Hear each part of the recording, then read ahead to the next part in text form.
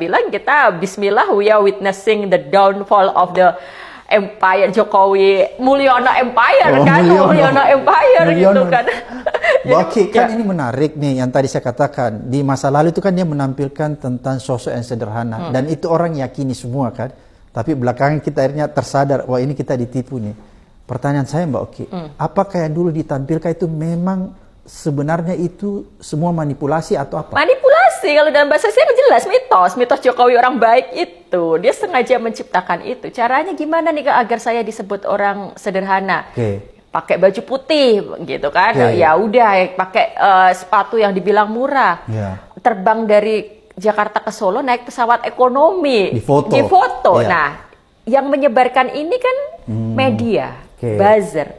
Jadi mitos, narasi, manipulasi itu hanya bisa bekerja kalau memang ada media, ada buzzer, ada saluran-saluran yang mendukung itu, gitu loh. Dan itu betul-betul yang menopang kekuasaan Jokowi selama ini. Sekarang nggak ada lagi, gitu. Jadi kalau pertanyaannya apakah dulu beneran Pak Jokowi sederhana? Ya enggak lah. Mitos ya? Itu kan jadi foto saja yang ditunjukkan. Dan sekarang gini, Bang Abraham, kalau saya seorang presiden atau orang yang punya kepentingan politik, it's not big deal buat saya untuk naik ekonomi. Justru saya akan sering-sering naik ekonomi. Karena dengan begitu akan semakin banyak foto yang menunjukkan saya naik ekonomi. Jadi ada tujuan politis di situ kan. Nah, masalahnya kemudian itu juga sama sekali berkebalikan dengan kesehariannya dia. Dengan bagaimana dia sebenarnya, mungkin Pak Jokowinya enggak karena dia laki-laki, dia nggak pakai tas ya, dia nggak pakai tas mewah, dia kurang bisa Dior, itulah. potret. Tapi kan dari keluarganya yang lain kelihatan sekali kan bagaimana berbagai brand itu ada dipakai oleh istri, anak, menantu, dan itu tersebar foto-fotonya gitu. Sekali lagi kita nggak ada masalah orang pakai tas 40 juta, 70 juta nggak ada masalah. Asal duitnya jelas. Asal usulnya jelas. Asal usulnya jelas dan yang juga harus jelas juga, kamu nggak perlu pura-pura sederhana, sementara kamu tiba-tiba sebenarnya bermewah-mewah, kan gitu kan. Nah, yang dilakukan oleh Pak Jokowi berkebalikan masalahnya, dia hanya ingin memanipulasi orang, membuat mitos bahwa dia baik dan sederhana, padahal sebenarnya di balik itu semua enggak. Bahwa keluarganya juga bermewah-mewah, keluarganya senang dengan barang mahal. Nah, sekarang kembali kita tarik soal kemewahan ini ya, Bang. Ke soal sesuatu yang bisa kita mintai pertanggungjawabannya pada Pak Jokowi. Kita masih belum punya penjelasan dari bisnis dua anaknya ini. Kaisang dan Gibran ini kan dulu katanya punya banyak bisnis, gitu kan. Nah, selain tadi yang kaitannya dengan Shopee dan sebagainya. Jual martabak. Awalnya gitu, pencitraannya gitu kan. Dan itu bagian dari kaitannya dengan pencitraan mitos kesederhanaan itu tadi. Tapi kemudian di paruh kedua periodenya Pak Jokowi, kita dengar benar-benar ada berita usahanya Gibran atau Kaisang itu mendapat suntikan dana yang jumlahnya tidak kecil. Fantastis. Sampai sekarang itu nggak ada penjelasan. Lalu kemudian sekarang usaha-usaha itu udah bangkrut semua. Nggak ada yang bertahan ya? Nggak ada yang bertahan. Nah, uang sebesar itu disuntikkan ke sebuah UMKM, itu kan UMKM. Lalu kemudian nggak ada pertanggungjawaban, nggak ada kejelasan bisnisnya, nggak ada kabar yang bisa menjelaskan, itu bisnisnya gimana sekarang, uangnya kemana. Itu kan aneh. Sesuatu yang nggak bisa kita biarkan.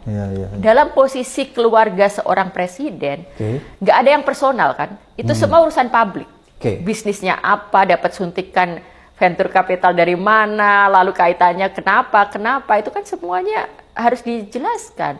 Termasuk kenapa Shopee gitu kan, sebuah marketplace yang ternyata minjemin pesawat ini, misalnya ini benar karena berdasarkan penyelidikan netizen sudah jelas itu ke situ, medsos gitu kan.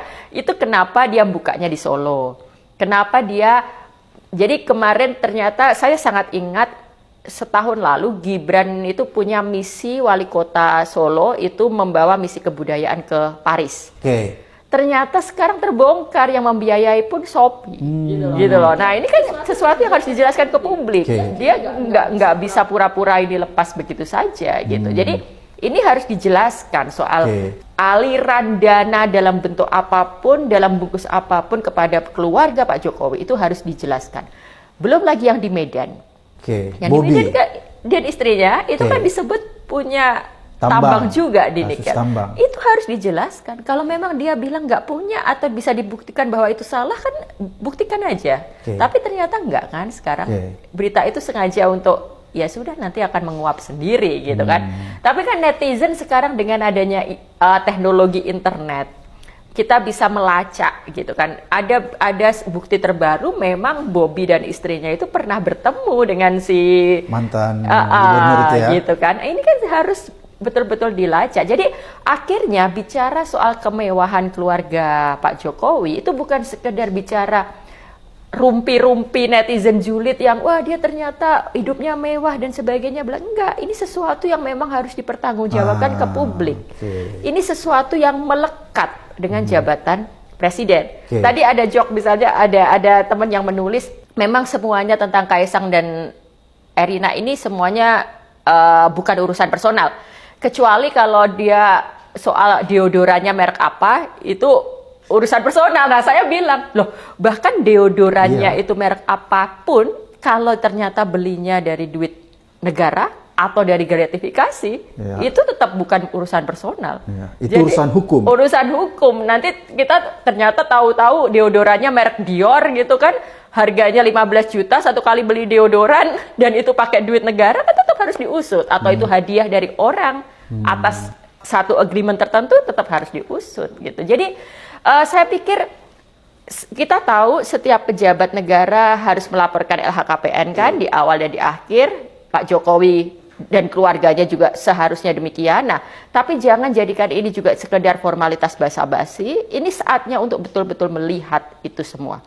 Lalu dikaitkan lagi dengan pelanggaran-pelanggaran lain. Ini momentumnya. Oke, Mbak Oki, ini kan momentum. Mbak Oki katakan bahwa peristiwa turunnya masyarakat dan terkoyaknya rasa kesadaran sehingga masyarakat mau turun kembali seperti semula, ini harus dijadikan momentum untuk menginvestigasi keseluruhan apa yang sedang terjadi di keluarga Jokowi, agar supaya kita bisa meminta pertanggungjawaban hukumnya ya. Karena kita nggak mau ada presiden lagi bahwa pemimpin Indonesia itu punya kekebalan. Kita nggak mau ada presiden seperti itu lagi. Betul. Oleh karena itu, kalau menurut Mbak Oki, apakah gerakan-gerakan rakyat, gerakan-gerakan sosial yang sedang marak ya, sedang terjadi pada saat ini, itu harus tetap terkapitalisasi dengan baik dan tetap terorganisir dengan baik supaya dia genuine, seperti tadi yang Mbak Oki katakan ya. Dia tidak terkooptasi, dia tidak terintervensi, dan dia bisa terawat sehingga pada ujungnya nanti gerakan ini akan betul-betul menghasilkan meminta pertanggungjawaban Pak Jokowi. Iya, tetap harus lanjut dalam berbagai bentuk dan dalam berbagai saluran. Jadi yang di jalan tetap jalan, yang di sosial media tetap berteriak, yang punya senjata lain tetap dengan caranya, yang orang profesional di bidangnya masing-masing itu bisa tetap membantu. Ada fenomena menarik Bang Abraham. Ada bocoran-bocoran instansi yang sengaja dikeluarkan. Kita nggak tahu sumbernya. Jadi kemarin itu ada yang sengaja nyepil gitu kan. Ada yang sengaja nyepil. Itu usahanya si anak sulung kenapa nggak bayar bea cukai. Nggak bayar cukai gitu kan. Usaha ternyata Gibran itu punya toko spare part Apple. Nah, itu kan spilan dari internal. Ini sebenarnya juga salah satu bentuk perlawanan itu.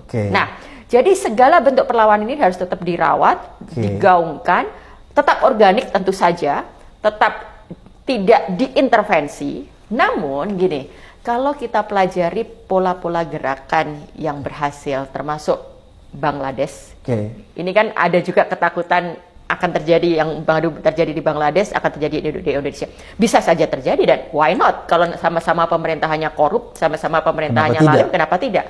Tapi satu hal yang juga harus kita ingatkan, semua gerakan itu tetap perlu ada pemimpin, pemimpin moral, pemimpin yang memang secara simbol dan secara moral hadir untuk menggerakkan itu. Nah, ini yang saya lihat belum ada sejak tahun 98 itu ya. Jadi kadang-kadang saya gregetan gitu loh. Saya ini kenapa kita nggak punya tokoh yang ikut dan benar-benar ikut mendorong, belum hadir gitu. Beda dulu ada Pak Amin Rais, ada Gus Dur. Iya, Ya, kan? Ada dan mega gambar Ciganjur, deklarasi Ciganjur pasca 98 itu kan menjadi sesuatu yang juga abadi dalam ingatan kita. Pertemuan di Ciganjur Mega, Amin Rais, Sultan Hamengkubuwono ya, sama Gus Dur itu. Betul-betul itu simbol. Jadi saya pikir memang sudah sewajarnya ada pemimpin moral, ada pemimpin yang bisa menjadi sebuah simbol. Sehingga gerakan ini pun akhirnya lebih mengerucut dan tekanannya, dampaknya jauh lebih besar gitu. Itu yang belum ada. Tapi ya sementara belum ada, saya pikir nggak apa-apa mahasiswa yang menjadi pemimpin itu sendiri, mahasiswalah pemimpin kita, mahasiswalah yang menggerakkan gitu. Tapi seandainya saja ada kita punya tokoh seperti itu, wah itu akan. Oke, saya sepakat Mbak Oki ya. Kalaupun gerakan ini terus jalan, maka kita tetap berharap bahwa mahasiswa itu yang terdepan dan menjadi pemimpin gerakan ini. Dan kita berkaca dari peristiwa Bangladesh juga itu nggak ada pemimpinnya. Rakyatnya yang punya inisiatif, rakyatnya langsung memimpin, menumbangkan pemimpin yang zalim, pemimpin yang korup. Jadi itu bisa saja terjadi. Tapi menurut Mbak Oki nih, plus minusnya, misalnya kalau ternyata rakyat berhasil menumbangkan Jokowi nih sebelum berakhir di Oktober, apa kira-kira yang plusnya, apa minusnya? Atau plusnya ada, minusnya nggak ada? Ya minusnya nyaris nggak ada. Minusnya chaos pasti akan terjadi. Tapi chaos itu wajar. Kita melihat chaos dalam definisi yang lebih utuh lah. Kalau positif, itu ya? Kalau itu sekedar kekisruhan kecil, kericuhan, lalu juga mungkin di lapangan terjadi. Nah, sekali lagi saya percaya bahwa kalau aparat keamanannya benar, demo itu nggak ada masalah gitu loh. Jadi chaos ya? Chaosnya itu definisi chaos kalau cuma teriakan-teriakan atau ada yang kebentur karena saling nggak sengaja, itu wajar. Dulu Mbak Oki, berarti chaos yang bisa terjadi itu karena disebabkan oleh aparat hukum sendiri ya? Betul, dan itu kalau ada yang memerintahkan. Tapi kalau di hari ini misalnya, di situasi ketika aparat melihat bahwa tidak ada gunanya juga untuk misalnya menuruti permintaan presiden yang outgoing presiden yang tinggal 2 bulan, lalu dia akan teguh mendengar suara rakyat, saya pikir kita bisa tetap berjalan tanpa ada ketakutan sebuah tragedi berdarah yang akan merugikan banyak orang gitu. Jadi tanggal 22 kemarin itu demonya saya pikir sangat baik. Tidak ada definisi chaos yang bagaimana, tapi tetap ada kekerasan yang dilakukan oleh polisi. Jadi itu tidak boleh dilakukan. Nah, seandainya polisi tidak melakukan kekerasan, nggak ada itu, gitu loh. Jadi tetap kuncinya ada di polisi itu. Jadi kalau ditanya minusnya itu aja, pasti akan ada gangguan. Kantor-kantor beberapa hari harus off dulu, mungkin karena takut, karena ini. Ya wajar lah, nggak ada masalah. Tapi transisi kekuasaan juga saya pikir tidak akan terganggu. Ada wakil presiden. Ya, karena sudah sesuai tatanan juga. Sudah ada presiden terpilih ya. Betul, gitu kan. Nah, jadi tetap akan berjalan itu semua gitu. Nah, positifnya sekali lagi ini akan memberi sebuah efek jerah. Ini akan membetulkan arah bangsa kita, akan betul-betul menunjukkan ini yang salah, ini yang nggak boleh dilakukan, dan ini yang harus bertanggung jawab. Lalu presiden terpilih akan sangat berhati-hati gitu. Kalau proses ini nggak ada, Bang Abraham, ini nanti justru presiden terpilih itu hanya akan kelanjutan saja dari apa yang terjadi di rezim ini. Dan impunity, kekebalan hukum itu akan menjadi seolah-olah sesuatu keniscayaan di negara kita. Udah nggak usah takut karena sudah pasti kita punya impunity, sudah pasti kita nggak akan tersentuh hukum, sudah pasti kita nggak akan diapa-apakan gitu. Jadi di titik ini saya mengendorse, mensupport bahwa memang kita harus melakukan hal-hal yang agak luar biasa. Maksudnya kita jangan business as usual, jangan kita kemudian karena undang-undang pilkada sudah nggak jadi direvisi, langsung kita berhenti. Kaisang nggak jadi jabat, memang kita bukan sekedar soal itu gitu. Jadi tuntutan kita sudah harus lebih clear, adili Jokowi. Menarik nih netizennya bahwa kita harus membangun kesadaran kita tetap yang Mbak Kia seperti gitu ya, agar supaya kesadaran ini tidak tertidur dan kita terus masih berusaha melakukan gerakan seperti gitu, Mbak Oki. Saya ingin mengingatkan teman-teman, ini pilkada akan juga berjalan gitu kan. Ini salah satu tes terdekat kita juga, bagaimana agar kita secara sadar tidak membiarkan kelanjutan dari rezim Jokowi Empire ini berlanjut di akar-akar rumput. Jadi kita betul-betul kita akan runtuhkan The Mulyono Empire dengan upaya dan dengan kesadaran kita. Terima kasih banyak Mbak Oki, luar biasa apa yang disampaikan Mbak Oki ini, mencerahkan kita, mengedukasi kita, serta menuntun kita untuk menjatuhkan rejim Raja Jawa. Sampai